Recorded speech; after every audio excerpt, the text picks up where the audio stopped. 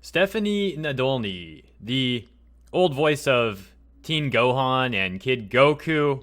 Unfortunately, she is no longer both characters for reasons that we don't particularly know for sure. But in this video, I'm going to explain to you a theory that Stephanie has about why she was not renewed as the VA for those characters.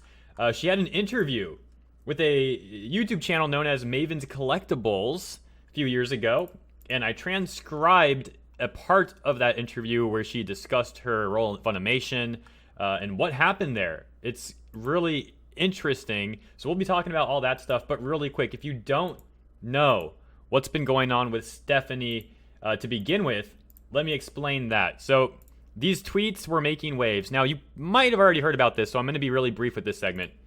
These tweets were making waves, allegedly from Stephanie Nadolny. So after we cover the recap, we'll get into the new stuff. Be very quick here. And in this tweet, it alleges that Stephanie had made this text. It says, Sabbath is a bully and has been out to get those who don't run in his pack since day one. I turned down his advances, and ever since then, since like 07, he has been out to get me and make my life miserable. Now, we have not yet been able to authenticate those tweets to be sure if they're actually from her or not. Actually, it was a tweet that posted that, but the post itself is from a text message allegedly from her, or it looks like Facebook Messenger or something. So there's that. So after that tweet began making waves, people, of course, began talking about what was going on and trying to get Stephanie to speak out about what she was talking about. And so far, it seems like she hasn't actually made a statement. But what she has been doing, apparently, is liking tweets. Liking tweets related to, well, take a look at this. For example, Yellow Flashes, the homie, says, makes a video about Sabbath and the couch and all that. And she's liking it. She's liking those tweets. She's liking some Stand With Vic tweets. So that's really interesting, right? That's really interesting. But that's as far as we are so far with having seen her make a statement. And that's really, it's just Twitter likes. So we can't base too much off that. Sure, we can make an assumption, like if she's liking those tweets, maybe she really likes those tweets. But maybe, I don't know. It's still pretty inconclusive. We need her to make an actual statement to come forward and discuss this stuff. However, the story runs quite a bit deeper than that. Let me explain. You see, according to a certain Kick Vic member who posted this image, she's claiming, the Kick Vic member is claiming that Stephanie was hacked and post this as their proof. Says, messaging with Stephanie or something. Again, I think this, I don't know, is this texting or Facebook? I don't know. I really don't know. I haven't used Facebook in so long, I forget what the layout looks like on that thing. But some sort of messaging here. You got Stephanie replying to this Kick Vic member. Apparently, the Kick Vic member reached out to her and said, everything okay with you? Do you have control of your account? She says, oh no. Kick Vic person says, do you not use that account? Were you hacked? Stephanie says, no, I'll try to fix it. Yes, I was hacked. OMG. Then the Kick Vic person says, OMG, I'm so sorry. And allegedly Stephanie says, I'm going to try and change the password. Now, this is a very suspicious looking set of text messages for one.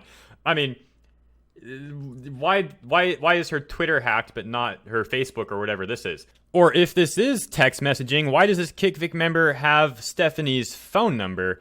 That seems pretty weird because I've looked into this Kick Vic member and I haven't seen any indication that she's friends with Stephanie. So that seems very odd that this conversation occurred. So what do you make of this? And at the top, you can see Greg Dashie's name there too. So it looks like this Kick Vic person was in a group chat with Greg and some other people and then posted the Stephanie thing. But what else is weird is it kind of looks like Stephanie was a part of that group chat too. And would Stephanie really be a part of a group chat with Kick Vic? I mean, maybe, but I don't think so, given her relationship with Funimation or lack of relationship with Funimation now. On top of the fact that it just seems highly inappropriate for her to associate with them for no reason out of nowhere. Now, we do know that many months back, she attempted to reach back to ANN apparently. Unless her account was also hacked back then, right? But no, on her Twitter account, allegedly, she was trying to reach out to ANN way back many months ago. But we see nothing really came of that. So whatever contact she had with them, nothing came of it, or they never followed up with her or something. So what I'm getting at is, I feel like Stephanie doesn't really lean any direction, Stand Vic or Kick Vic. But if she does lean a direction, like if we had to say she leans a direction, I would be more inclined to say she's leaning towards the Stand Vic side. And some of that will play into the transcript I'm about to read from the podcast, like I alluded to in the beginning of this video. She did a podcast a while back, And in that podcast, there's a segment where she discusses what happened between her and Funimation, why she is no longer with the company, no longer contracted with the company. And it kind of gives some insight into what happened there and also the inner dealings of Funimation. So this next part of the video will get a little bit wordy. Let me end it here, get a sip of water, and I'll see you in just a second. Okay, welcome back. So we got quite a lot of text to go through. It did take me quite a lot of time to transcribe all this. Hope you enjoy this part. Let me mention too, before we get started with this, as I discussed a few minutes ago, that we would really need Stephanie to come forward to make a statement before we know either direction, really with certainty what's going on here. Let me emphasize that I don't think we should be pressuring Stephanie to come forward. If she does, it has to be from her own free will. We shouldn't be bugging her about this stuff. And that's intentionally why I haven't made a video on this topic, even though some of this stuff is a few days old. Not all of it, but some of it. And that's why I recapped it briefly in the beginning. But I didn't cover it right away because I didn't really want to pressure her. But the situation's getting so weird now with the alleged hacking and on there. So that's why I'm covering it now. And you know, I'm skeptical too about that exchange of discussion being honest between the KickVic member and allegedly Stephanie, because KickVic has been caught in many, many lies already. And even today, or even yesterday, but today I made the video on it, KickVic was caught faking another GoFundMe and impersonating Nick Rekieta, literally committing wire fraud, a felony offense, felony crime.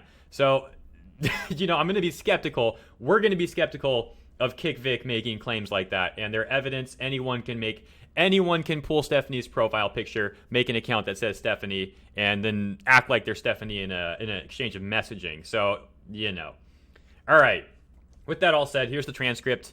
Starting from the top, the question and the answers. The question coming from the podcast gentleman who did the podcast, did a good job. And the answers, of course, from Stephanie Nadolny herself. So, question. It's not uncommon for... Hold up a second. This thing... Hold up. There we go. Okay, there we go. So from the top, and let me just disclaim that I may have made some typos here and there in this transcription. It is not a 100% accurate transcription, but it's as accurate as I could get it, and I'm confident it's pretty accurate. Okay, so here we go. Question. It's not uncommon for VAs to wait a long time, right? But this was it. You were permanently gone from the company? Like, this is it. They said, hey, we're not going to hire you for anything. The answer from Stephanie? That's the thing I didn't hear. There was no communication other than those who still work there. They were like, oh my gosh, I can't believe this is happening. You were the voice of Gohan and Goku, and they replaced you. Then they replaced Bulma. I was just like, what? I was completely in the dark. I had no idea what was going on. My last audition there was with Micah Farland, who is the voice of Yajirobe and Master Roshi. It's kind of funny how Yajirobe and Roshi kind of rhyme. Anyways, and we always had a really good professional working relationship. He brought me in for an audition in 2009, and that's the last I heard from anybody at Funimation. It was very painful. I'm still very hurt by it. I was blindsided. Nobody explained anything to me, you know? I'm trying to embrace the positive part of it in the sense that I'm resilient, you know? I have lots of stuff going on, and life was really hard, struggling on my own, and just trying not to take it personally, and wish everybody the best and start working on other projects. Even though it was a painful experience, I was able to pull it together and move on with different things, you know? Like, this is my journey, and yeah. So the next part, I couldn't really understand what she said. Something like, be any more. Couldn't really understand for sure, though. That's why I transcribed it like that. And then she says, okay. The next question is, did you feel like there was any mistake on your end excuse me, let me redo that. Did you feel like there was any mistake on your end that could have led to that? Because you're saying this was a rumor from a coworker that told you. The company did not even tell you so. Was there anything you could foresee that you felt maybe, you know, you sort of sabotaged, you sabotaged kind of thing that you did? So it's a little word there with the wording, but again, sometimes the wording's a little off here because they were speaking over each other at times too, so keep that in mind. But again, I'm confident that this is a pretty darn accurate transcription in my opinion. So continuing, the answer to that now. Well, let's just clarify something before the answer. So, you know, he's saying that they're confirming that Funimation allegedly didn't even tell her what was going on, and she had to hear from, like, rumors. So very unprofessional, very tacky.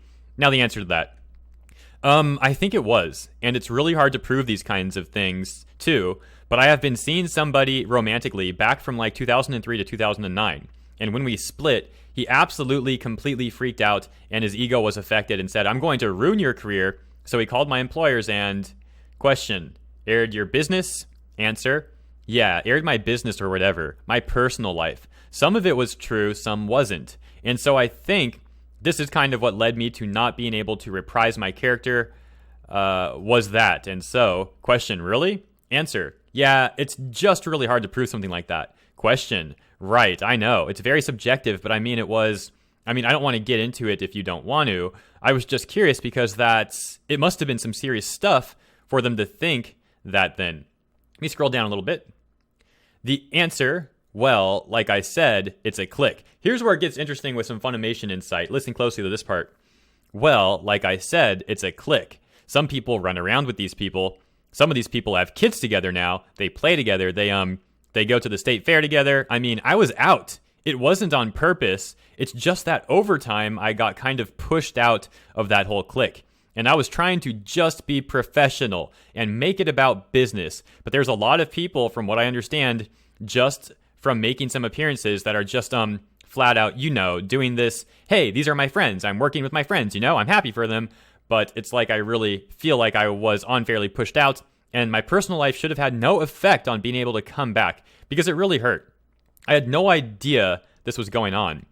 I was threatened by this man and worse. And he said, I'm going to ruin your career. I'm going to call everyone you go to work for. And I'm going to dog you out and rat you out. So I think that's why, if there's any other reason, I guess they call that error reconcilable differences. Question, right. Have you had anyone approach you about that? If you feel defamed in any way, did you feel the need to talk to an attorney? Like, it was that serious for you? Or did you not want to, hurt these other people? And now her, I did the A and Q wrong on that. My bad. So that was the question. Here's the answer. It crossed my brain, but only because people suggested that I pursue some kind of charges because I do have at least 3 witnesses and 1 email where it was like bold-faced libel, slander, whatever you want to call it. So yes, I thought about it. It's just I'm such a peace lover. I just love everybody. I'm like a little monkey. I just want to hug everybody and love everyone. And like I said, I moved around my whole life. Now, a quick side note from me. The hugging thing, kind of similar with Vic, huh? I mean, you know what I'm getting at. Not entirely, but you guys know what I'm getting at. I'm not saying that's like a big deal or anything. Just kind of a funny little notation there. And funny, I'm, kind of being facetious saying it's funny, but So then she wrote, like I said, I moved. Well, she didn't write. I wrote. She said, here we go. Like I said, I moved around my whole life. I was bullied, moving to all these small towns, and it was my life, my livelihood, and it was like ripped away from me without any knowledge. There was nothing. There was no indication other than just feeling kind of a little odd when I went in for that last audition. And then I met that part. I put a question mark because I couldn't really understand what she said there entirely. So I think that's what she said, though. I went in for the last audition, and then I met with Mike because then I saw some other people there, and I was like, what's going on here? Like I said, I don't operate that way. I don't see it as a competition, or I don't. It's just not it. There's plenty more for everybody, so can't we all get along? But like I said, I was trying to focus on, oh, wow, I really made a typo on that one. I think that's supposed to say professionalism, to be honest. But like I said, I was trying to focus on professionalism, so getting out there got some upcoming... Oh, wait. No, I was trying to focus on, I don't even know. I think positivity, probably. Let's go with that. But like I said, I was trying to focus on positivity. So getting out there, got some upcoming conventions. I've got Carlsbad, New Mexico, March 23rd weekend. Savannah, Georgia, March 30th. KamehaCon in April. And I have RoninCon appearance set for June 8th in Los Angeles. So I just want to do good things, I'm just trying to be professional and just forgive people for whatever it is they did, I don't know. So there's that. Now, I transcribed a little bit more. This is kind of just a little bonus for you guys because I thought it was cool. Because, she plays Teen Gohan, and Teen Gohan's a crowd favorite. I think he's awesome. He's definitely one of the better characters in the show. Teen Gohan, specifically against Cell. So this next segment discusses a little bit of her role as Teen Gohan. It's pretty cool. It's telling for her character. And let me, before we get to that, let me mention that, whoa, yeah, this setup's way different because I moved the camera for a second for that. So that looks kind of crazy. But let me just mention that before I read this podcast about Stephanie, I didn't know too much about her. And I didn't really want to bug her about this stuff. But after hearing this Gohan segment and what she wrote above, I feel like she's a pretty decent person, at least. I haven't looked into her enough to really make a strong opinion. But I got to admit, what she says here about Gohan and her past, it makes her come off pretty good in my book. Now, that said, again, I need to look into her more. I don't want to say definitively that I really have a strong opinion of her yet. but I will at least admit what she says here is pretty good. It's pretty good. So take a look. Here's what she wrote. Or again, here's what she said somewhat and I wrote. I transcribed it, tried to do my best. You guys know how it is. So question, did you have any correlation between Goku, you know, when you played Kid Goku and that, you know what I mean? Did you take to that? Okay, I think I transcribed that wrong actually. To say, did you have any correlation between Gohan, you know, when you played Kid Goku and that? So he's trying to say, like, basically, was there a correlation between Gohan and Goku? The answer, oh yeah, more so with Gohan though, because Gohan was completely different and Gohan was like, he held back and loved his friends and he's a good guy. So when I played Gohan and when he finally unleashed in the Cell Saga, it was like, don't hurt my friends. And she even did like the Gohan voice there. It was awesome. I was able to channel my own personal experience through voicing that character. And I mean, I remember it to this day. It was such a big deal to be Teen Gohan, or well, right before college took over, which came later. But I want to say Gohan was maybe like 11, somewhere between 10 and 12. And it was like I channeled my personal experience to the booth through that microphone and it all came out. It was just like, you know, I mean, land, I can't, and then question marks. I have no idea what she said on that part. For bullying, you know, bullying thing, I visited some schools up in Oklahoma when I was working there. I had an agent go around and help me tour the schools and talk about bullying. It's a whole different dynamic now compared to when I was younger. We've got the internet, we've got social media. There is so many more avenues for someone to bully someone, and it just breaks my heart. It's not necessary, you know? It's like jealousy, envy, greed. I don't feel like that's the way people need to be treated in any circumstance, because nobody understands their path and their journey. They're going through their own journey, you know? I remember people that asked me to sit with them at lunch because they saw I was sitting by myself at a new school, and I embraced those people and became like that to other people. Before we talk about any of this stuff any further, let me mention that there was apparently also a tweet of a DM with Monica Rial and someone else who's an unnamed party DMing each other, and the unnamed party asked Monica Rial, what's all this about Stephanie? I never knew any of this. At least she's never mentioned it. Allegedly, Monica Rial responds saying, I'd rather not discuss it if that's okay. I really like Stephanie, and I'm sad that Chuck's affidavit has forced that information out. The response, I understand. Allegedly, Monica then says, thank you, I'm really upset right now. I thought she was my friend. And the response, I understand. Really short exchange of messaging there. But it's just interesting piecing this all together because, again, Stephanie hasn't actually given us a statement yet. So we're having to kind of put this puzzle together and see what's going on. And what makes it so much more complicated is that Stephanie did try to reach out to ANN many months ago. Again, if that wasn't someone who had hacked her account even way back then. So I just can't tell. That implication would be that she leans towards Kick Vic. Kind of. We don't know exactly why she'd reach out to ANN, but, you know, if she'd reach out to ANN, but not some of the other news outlets like OAG, or even going to some of us like Ricada or my channel, there's a little bit of an implication there. But again, not enough to really know for sure without her making a definitive statement towards what her opinion on all this is, what her experience is, if Sabat had any interaction with her, if she was terminated because she didn't want to do any favors for him or other higher-ups. There's so many questions still. I'm trying to piece the puzzle together the best I can, but it's still definitely quite a complicated situation, it seems. But let me know what you guys think about all this stuff in the comments section. And if you have any information on this, please send it over to me at sendtohei@gmail.com. That's sendtohei@gmail.com. And if you go to the About page on my YouTube channel, there's a section where you can bring up the email there, I believe, too. So that works. If you guys want to talk about this stuff, I'll be in the comments or join the Discord.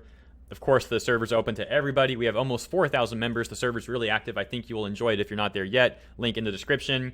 And in closing, if you want to support the channel more directly, of course, sharing, thumbsing up, subscribe, notification bell, all that stuff helps out. And even if you think you're subscribed, just double check because it's on subbing people. It's really annoying. We got a Teespring store for merch. If you like the shirt, we have multiple colors, mug, and Aksokuzan. You can't see the poster though, but we got a mug for that and some other stuff on Teespring. Patreon links, all that in the description.